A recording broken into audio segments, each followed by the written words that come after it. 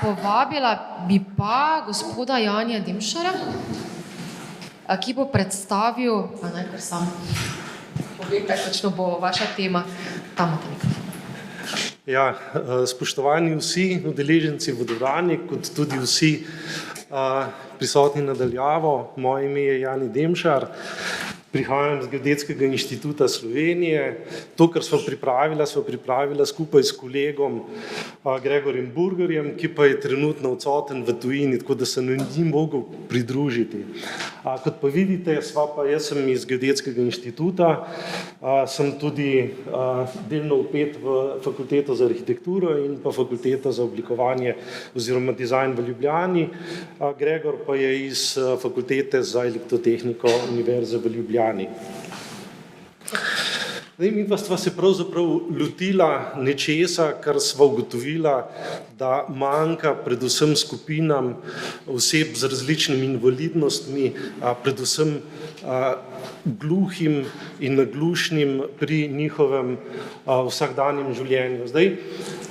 Začela sva se ukvarjati pravzaprav s QR kodo, ki je izhodišče vsega. Zakaj? Namreč jaz sem že pri mojem magistrskem delu, ki sem ga delal, zdaj trenutno delam doktorat, pa sem uporabil pravzaprav QR kode za dostopnost do ozvezdij, ker sem delal dostopno zvezdno karto za vse. To boste videli pravzaprav na koncu prispevka, kako izgleda, ampak se pravi, ta QR koda je digitalna oziroma digitalni most med fizičnim in digitalnim svetom. Njena uporaba, vemo, da je kar zelo množična, tudi v sami predavalnici smo že videli kar nekaj QR kod in nekaj QR kod je, ampak midva sva ugotovila, da pravzaprav niso pa primerne v vseh primerih. Se pravi, tukaj je recimo primer izdelane planinske karte in uporabe QR kode, ki jo moramo odčitati, ampak s tem zelo natančno, da nam ona sploh vrne informacijo. Midva sva pa ugotovila, da je pravzaprav to problem pri osebah z različnimi invalidnostmi. Se pravi, predvsem, ker je potrebno imeti neke kognitivne, se pravi, aktivnosti in pa seveda vid, da to prepoznamo. Kaj je hipoteza? Hipoteza je pravzaprav to, da sva ugotovila, da obstajajo tudi dostopne QR kode, ki pa omogočajo pravzaprav različnim skupinam invalidnosti preko različnih kanalov z uporabo ene kode. Kot izhodišče sva uporabila pravzaprav seveda univerzalno oblikovanje. Kaj pomeni univerzalno oblikovanje z 7 načeli? To je vedno, kadar se ukvarjamo pravzaprav z osebami z invalidnostmi, je treba ta načela upoštevati, seveda to so načela lahke uporabe, robustnosti, tako kot so že kolegice predstavile, pravzaprav, da je čim manj težav pri sami uporabi aplikacije oziroma tistega, kar smo naredili. Tukaj je recimo primer ravno stopnišča krajinske arhitektke iz Kanade, ki pravzaprav predstavlja zelo težko obliko uporabe stopnišča. Že za nas, ki pravzaprav nimamo večjih ovir, zna biti to kar uganka, kako to uporabljati. Primerjave, pravzaprav naredila sva primerjave, kaj pomeni QR koda in kaj pomeni dostopna QR koda. Klasična QR koda je črno-bela, dostopna je barvna, klasična, se pravi, se morate približati na 20 do 50 centimetrov, morate fokusno usmeriti telefon in morate biti statični. Pri dostopni QR kodi vam jo zazna že na 15 metrov ali še celo več, se pravi, vi ste lahko dinamični, premikate roko, zaznajo pod različnimi koti. Zakaj je to pomembno? Predvsem za uporabnike, ki so slepi ali slabovidni, torej oni ne vejo, kje je koda, ampak jo aplikacija sama zazna. Metoda, se pravi, najprej sva pogledala literaturo, kaj se dogaja na tem področju literature, potem sva naredila študijo primera, to je z Navi Lens, ki so pravzaprav izdelali to QR kodo in ki jo tudi vzdržujejo oziroma vam jo naredijo brezplačno, in pa primerjalna analiza ciljnih skupin. Zdaj, konceptualna analiza, tukaj sva šla pravzaprav, katera skupina potrebuje oziroma kaj so njihovi primanjkljaji v prostoru. Se pravi, kako bi slepi to uporabljali, pravzaprav, ker potrebujejo zvočni, se pravi glasovna navodila, ker pač ne vidijo, je treba upoštevati, se pravi zvočni kanal, informacije pripeljati do njih preko zvoka. Pri gluhih in naglušnih je potreben vizualni kanal, se pravi potrebno je pripeljati tolmača znakovnega jezika, da jim lahko tolmači informacije.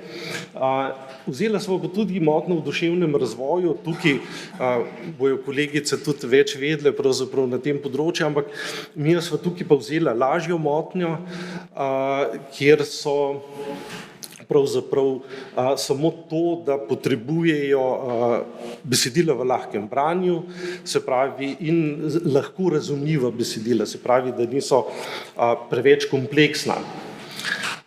Zdaj se bom kar namaknil na študijo primera Navilens, pravzaprav tukaj iz mojih izkušenj, jaz se pravzaprav ukvarjam še z dvema projektoma, to je multimodalna mobilnost za različne osebe z različnimi oviranostmi in pa dostopnost turizma, to je Spaces for All, to je evropski projekt, kjer veliko sodelujemo tudi z osebami z invalidnostmi.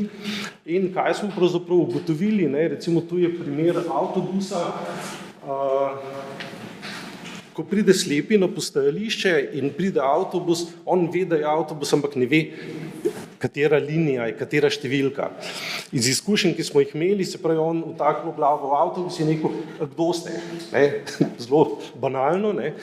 Zdaj pa ta QR koda, kot jo vidite na avtobusu, malo slabši posnetek, tu nekje bi morala biti, mu pa QR koda sama sporoči preko zvočnega kanala, da gre recimo za linijo 6. In on ve, ta je prišla, gre noter. Namreč tukaj so tudi razvijali veliko sistemov, kako to pripeljati do njih.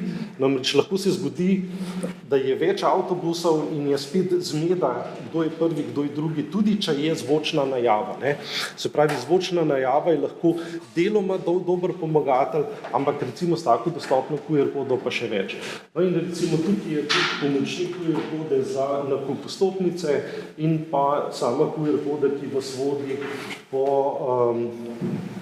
metroju z vsem, kar vi potrebujete pravzaprav, na kateri platformi ste, kakšna je časovnica in tako naprej. Potem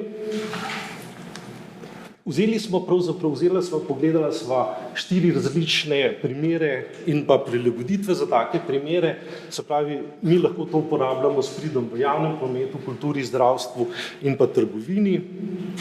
Zdaj pa, tako kot sem že prej rekel, se pravi, na eno QR kodo je lahko vezano več kanalov, to bomo se najbolj, da kar takole pokažem, se pravi, če bi imeli vi zdajle nameščen ta program Navilens oziroma aplikacijo, bi vaša naprava zaznala QR kodo in bi vas ta QR koda usmerila na kip Hadriana, to je v muzeju. In tukaj takoj bi se vam na telefonu pojavile 3 skupine, za katere je accessible content, se pravi, imamo za slepe in slabovidne, gluhe naglušne in pa za motnje v duševnem razvoju oziroma piktogramske slike. Se pravi, na tem prvem delu, tam je za motnje v duševnem razvoju, ker imamo zgoraj znakec lahkega branja, se pravi, tu za njih je Hadrian predstavljen zelo na kratko in zelo jedrnato, brez kakršnih koli sopomenk ali karkoli. Potem pri gluhih in naglušnih, se pravi, pride do filma o Hadrianu in pa krtalke, ki seveda kreta pravzaprav, kaj je na filmu oziroma kaj mora povedati o Hadrianu. in pa seveda vodič z piktogrami. Že na samem začetku ta pa je prilagojena za srednje slabovidne, kjer ima tukaj znakec za zvočna navodila oziroma kako vas z zvokom vodi po muzeju oziroma vam pove več o Hadrianu. Seveda, zelo popularni so phishingi. Phishinge poznamo pravzaprav na spletu takem, kakršen je, se pravi, pri QR kodah imamo pa QR phishing. Zdaj, pri tem QR phishingu se dogajajo tudi veliko zlorab in manipulacij. Zdaj, tukaj pri tej QR kodi se da recimo to zelo dobro izogniti s tem, ker oni sami pravzaprav generirajo te QR kode in s tem tudi preverjajo pravzaprav, kam QR koda dostopa. Se pravi, da se pravzaprav ne da zlorabiti. No, to je zvezdna karta, ki sem vam jo omenil na začetku, pravzaprav gre za zvezdno karto, ki je pravzaprav dostopna za vse, recimo, pa čim večje število tudi oseb z invalidnostmi, kajti izdelala je s QR kodom do slovenskega znakovnega jezika oziroma slovarja slovenskega znakovnega jezika, ki ga je izdelala Zveza gluhih in naglušnih. In bomo odkreta, recimo, znamenje, potem imamo v Braillevi pisavi in pa v reliefnem odtisu konkretno vsa ozvedje in tako naprej. Se pravi, to je bilo nekako izhodišče, s katerega sva izhajala, ampak zdaj sva pa rekla, ok, ta QR koda je pravzaprav zelo zapletena, ker moraš biti fokusno usmerjen, da jo lahko prebere. In zato sva pravzaprav prišla do te ideje dostopne QR kode. Zdaj pa kako naprej, se pravi, to, kar sva pripravila, oziroma to, kar ste zdaj videli, je izhodišče, da pa bova začela pravzaprav sploh na tem bolj, kako bi rekel, tudi raziskovati, se pravi, da lahko lažje prijava na program, ciljni raziskovalni program, prijaviva nek pilot, kjer bi to delala in pa se pravi, gre za sodelovanje več različnih strok. Že v najinem primeru gre za arhitekturo in pa fakulteto za elektrotehniko, se pravi, kjer bova povezala skupaj prostor in pa digitalne izkušnje, oziroma oni imajo kar veliko izkušenj pri generičnih kretalcih, potem zvok v tekst, tekst v zvok in podobno, kar je potrebno. Se pravi, že tam, kjer ste videli, pravzaprav ne gre samo za to, da je kretalec, ki je odkrit, ampak so spodaj tudi podnapisi, ker gluhi in naglušni z različnimi kanali pravzaprav pridejo do informacij. Se pravi, to naj bi bila neka odskočna deska še za nadaljne raziskovanja, oziroma sploh, da razvijamo morda tudi nek slovenski produkt z našim slovenskim znanjem, se pravi, tukaj je bil preizkus Navilensija, pravzaprav španska platforma, se s tem ukvarja. Za zaključek, pravzaprav najina hipoteza je bila potrjena, se pravi, s tem QR kodom se da resnično navigirati, se pravi, one nimajo omejitve, da jih vi natisnete samo na neko publikacijo, ampak jih lahko implementirate tudi v talne taktilne vodilne sisteme za slepe in jih dejansko vodite po prostoru. Se pravi, ona ima zvočni kanal in mu točno pove, čez 2 metra bo zavil levo. Ima tudi kanal, po katerem ga bela palica vodi, ampak to je še dodaten pomočnik, ali pa seveda recimo, kjer imamo WC prostore, vemo, da so za osebe z invalidnostmi prilagojene malce drugače kot za nas in da lažje najdejo jih tudi ta QR koda takoj usmeri za kako priti noter in mu tudi pove uporabo. Namreč, a imam še toliko časa, da samo eno anekdoto povem, še minuto, velja, kratka bo. Namreč, mi smo snemali en film skupaj z Avstrijci ravno za ta projekt Spaces for All in je šla ena invalidka uporabnica invalidskega vozička v WC in ji ni bilo več ven, slepa. In ni prišla več ven. Ne? Kaj se je zgodilo? Namreč, ko je ona noter prišla, so se vrata zaprla in vrata so bila pa na gumb. In ona ni gumba najdla. In potem so ji po telefonu govorili, kam mora iti, in je tipala po tistem WC-ju, ki je. Se pravi, vi bi jo pa lahko s tako QR-kodo tudi vodili oziroma ji poveste vse informacije o uporabi tega WC-ja. Hvala za vašo pozornost, to bi bilo z moje strani vse. Super, hvala, 10 sekund, če vam je ostalo. Vprašanja? Hvala lepa, zelo zanimivo predstavitev. Mene pa predvsem zanima, kako slepi v praksi lahko najde QR-kodo? To je tisto, kar sem na začetku povedal, pravzaprav QR-koda njega najde.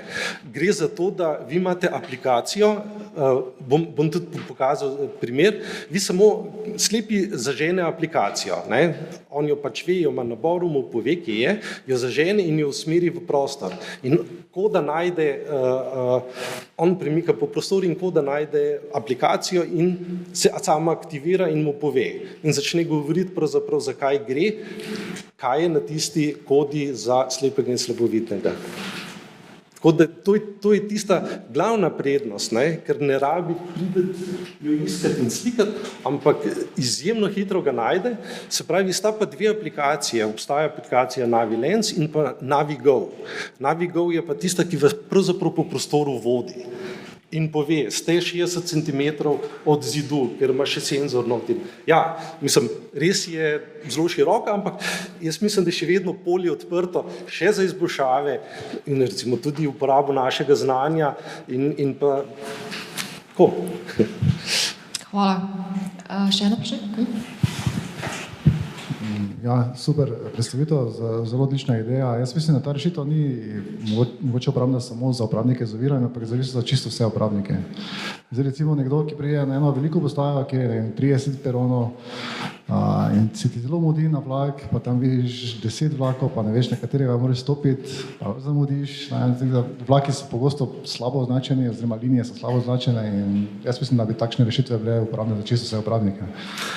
Ja, se globoko strinjam, sej tudi sama univerzalnost, ne, se pravi, ta paradigma 7 vodil je narejena tako, da je pravzaprav oblikujemo in delamo prostor za vse.